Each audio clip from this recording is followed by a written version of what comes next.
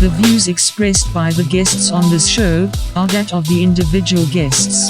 Their appearance on this program do not imply an endorsement of them, or any entity they represent, nor does it reflect on the Beat Conductaz organization or anyone affiliated with the Beat Conductaz. Thank you and enjoy the show. Thank you, R.B.I, for taking the time to be with us, man. You know what I'm saying? I appreciate all the times that you had us on your show, and now I feel honored that you're with us. You know what I'm saying? Finally, although we've done shows together, right? Right. Even outside of beatkonductaz, right. You know, this is the first time that we're doing something like this, and inshallah, in the near future, we'll get back into the station. We'll get back into the studios when they take these restrictions off. You know what I'm saying? Right. Most definitely. But yeah, respect, brother, and welcome. Same to you. Cheers. We also have my brother Sing. What's going on, Sing? Peace, how you doing, man? Respect, man.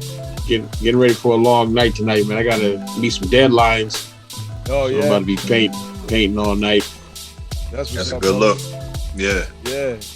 DJ Dub. Hey. What's going on, fam? Yo, happy to come out the bubble. Great to see you guys. Yeah, man. Been a long time, Dub. Always, you know, and here with a lot of brothers who, you know, 6 degrees of separation, you know, just real good people. You know, R.B.I, ohlow, Scene, Coop D'Ville, you know, peace to you as well. You know, just happy to be here, man. Just happy to be, you know, just drop my gems. You know? No Let's doubt. get it. Just build on. Time, brother.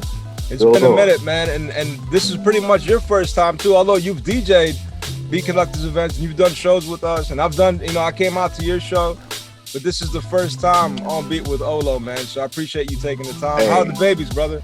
Hey, you know they are doing great. Cool. We tight. What's up? What's going on, fam? Man, laying low, man. King of crypto. My man. Shoot. I'm good. It's good to see you, brother. Yes, sir. Yeah, man. I'm glad you were able to make it tonight too, because we missed you last week, but we got you this week. So we'll be talking NFTs, but I want to start the show tonight, man, by just kicking it off with a little Q&A with my brother R.B.I, because it's never been done, and it's long overdue. You know what I'm saying? The big question here is, what happened to the show? Everybody wants to know. Well, man, I'm gonna tell you my personal POV is it's probably just some shenanigans, man. Some shenanigans. They got there's been a long passive resistance to having us hooligans up there at WPFW with all this energy and this hip hop energy and there's you know this hippity hop stuff. You know what I mean? So I think certain powers that be found they're out to try to you know, shake the lineup up, and we were the sacrificial lamb, you know, to do that. So yeah, you know, that's my personal POV. I think they did that. They knew they wanted to snatch that Monday because, as far as I understood, Monday night ratings were up, you know, and that's my night. That's my man Black Ink. He always sets it off with continuing Brother Oz show. Rest in peace to Brother Oz. But Black Ink's been sitting in for Brother Oz for about 2 years, and so you know he sets it off. We come pick it up, and then Paul Howard takes it, you know, to the moon. So we've been having that steady ascension, as far as I understood. You know, I've gotten a lot of reports, you know, over the past year, especially since COVID, that night was really popping off. And I kind of feel like, you know how you watch those sitcoms, like they'll do like a sitcom night where it'd be a whole bunch of popping shows, and then it'd be like, well, maybe it's the night that's popping, not the shows, maybe it's the night. So let's put somebody else new in here, and we'll take the guys who were popping off on this night, move them to another time slot, and see if we can keep that momentum up with something different. So that's what I think happened, man.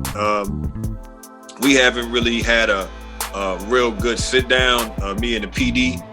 She contacted me and, you know, kind of was telling me like stuff that she wanted to try to do. She wanted to try to offer me another time slot and stuff like that.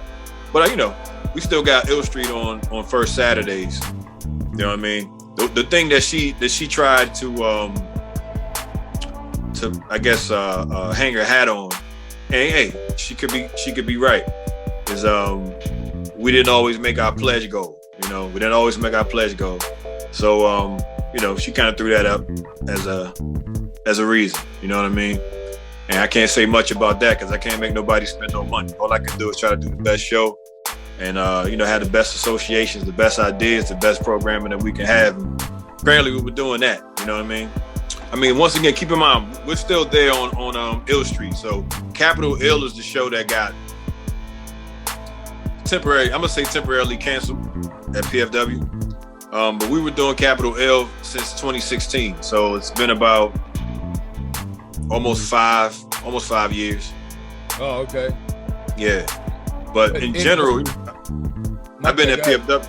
Yeah, so I've been at PFW in this incarnation. I've been there since 2005. So I've had, that would be my third show. I started on Holla Back Show, and then Two-Tone and I put our heads together and formed Ill Street Grooves. And we ran Ill Street Grooves from 2007 to now. And Capital L was just hold up, man. So you started Holla Back with Noodles. Right. So what happened? And I took your spot, and then you left, and then it freed up, and then I took that spot, or did D take that spot, and then he gave it to me? Yeah, I think I didn't realize that. Yeah. What it was you know, D and I were always tight, and Mozzie and I had a good relationship, and Noodles and I had a good relationship. So, you know, for me, it was like I had relationships with everybody. Yeah. So I think it was like, yo, we got to get R on our show, you know. But what happened was, what I wanted to do programming-wise wasn't exactly what those guys wanted to do programming-wise. So, you know, there were some things that I had some influence on when it came to a Holla Back Show. Mm-hmm. But, you know, you have to share that weekly programming spot with 3 other people. Yeah. And, you know, I had greater ambitions for what I wanted to do because I wanted to have more of an exploration of what we can do with the time slot as far as just playing around with ideas, concepts, guests, you know, things like that. And Holla Back had almost like a political underbelly to it. Not to say that I'm not socially or politically aware. I try to carry myself with that impression. But at the same time, you know, there was an entertainment aspect that I wanted to explore that I couldn't do on Holla Back. So there was every Monday at PFW during the Decipher, and the Decipher is the strip. That's the strip that all the hip hop shows were on when it was a weekly thing. Yeah. And every Monday it was a gap. There was no show that filled that time slot. So there was like almost like a team up type of thing that would happen every Monday. So maybe on a Monday, the Tuesday and the Friday show would team up, or the Wednesday and the Friday show would team up, and you know, on and on and on. So we just basically looked at it like, hey man, this is like an empty time slot, and a lot of the guys didn't want to keep coming up there to the station more than once a week. So we proposed like, hey, you know, we got some ideas.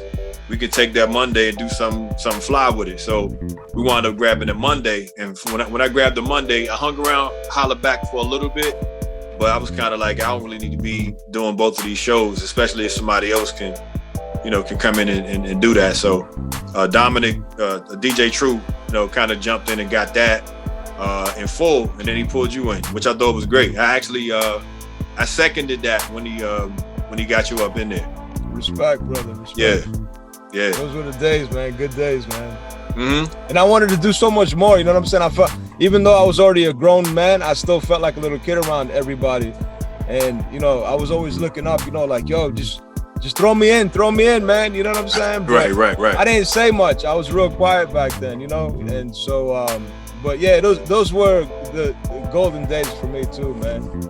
So and you know what I thought was really, really dope is you had such a respect for Michael Jackson, man.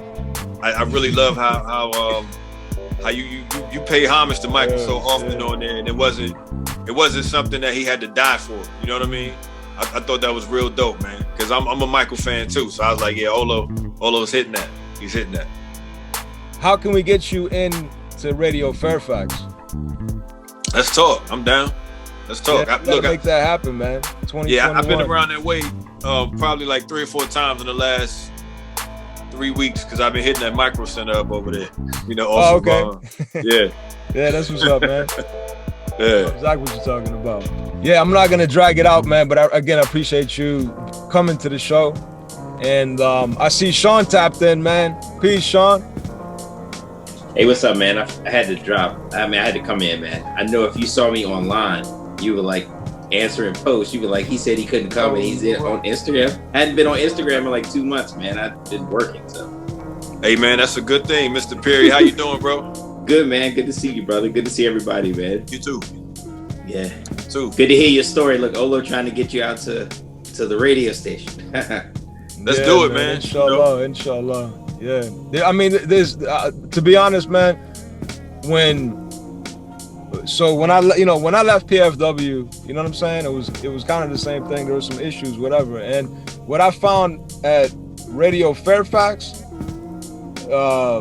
it filled all those gaps, all those voids, all those needs. You know what I'm saying? They're really good people. The facilities are dope. Everything. You know what I mean? I mean, honestly, like that's one of the things about, you know, like a lot of folks were.